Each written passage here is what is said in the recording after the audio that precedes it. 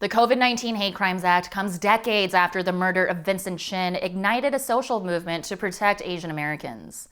I'm Yoonj Kim, and this is MTV News Need to Know. This week, a landmark bill heads to President Biden's desk after passing in both chambers of Congress. The COVID-19 Hate Crimes Act, meant to track the rise in anti-Asian attacks. It comes nearly 40 years after the death of 27-year-old Vincent Chin, a Chinese American killed in a racist attack by two white men. His murder set off a historic civil rights movement for Asian Americans. Actor and activist Yoonj Kim took to social media to reflect on the significance of the timing. It's beautifully appropriate that this bill was passed on what would have been Vincent Chin's 66th birthday. #StopAsianHate. Chin was murdered in the summer of 1982 outside of a strip club in Detroit, Michigan, where he was celebrating his bachelor party. Two white men harassed Chin with racial slurs, then beat him to death. A witness claimed that his last words were, "It's not fair." The killers were auto workers who reportedly believed Japanese success in the industry was forcing American jobs to disappear. They approached him for looking Japanese. A judge found the men guilty of manslaughter, but ruled that Chin's murder was simply the result of a barroom brawl. They received a $3,000 fine, $780 in court costs, and 3 years probation, but no prison time. The outcome of Chin's case sparked outrage, becoming a catalyst for AAPI activism. Similar to how the dying words of Eric Garner and George Floyd, "I can't breathe," became a rallying cry in the Black Lives Matter movement, Chin's last words became a symbol for Asian American activism.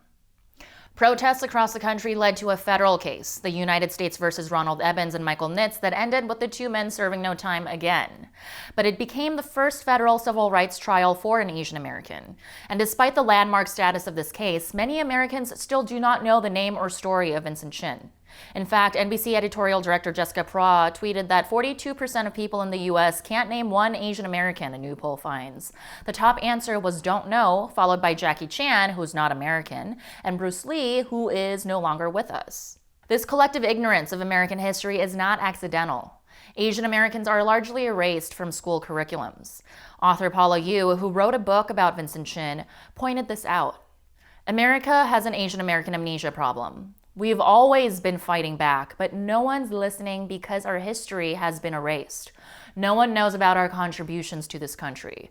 What's changing is social media and the fact that people can record stuff on their phones. I think we're seeing another seminal moment in AAPI history happening right now. To her point, anti-Asian sentiment periodically leads to unified activism among Asian Americans, a group that has historically lacked a cohesive political voice.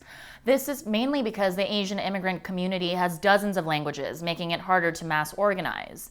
But today, as young Asian Americans who don't face the same language barriers as first generations did become more politically engaged, we're seeing a resurgence of calls for visibility and justice.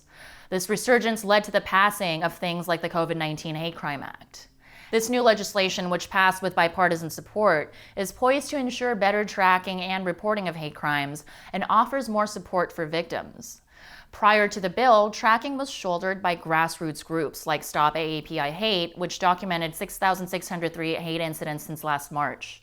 Recording numbers isn't everything, but it's the first step of seeing and acknowledging our stories.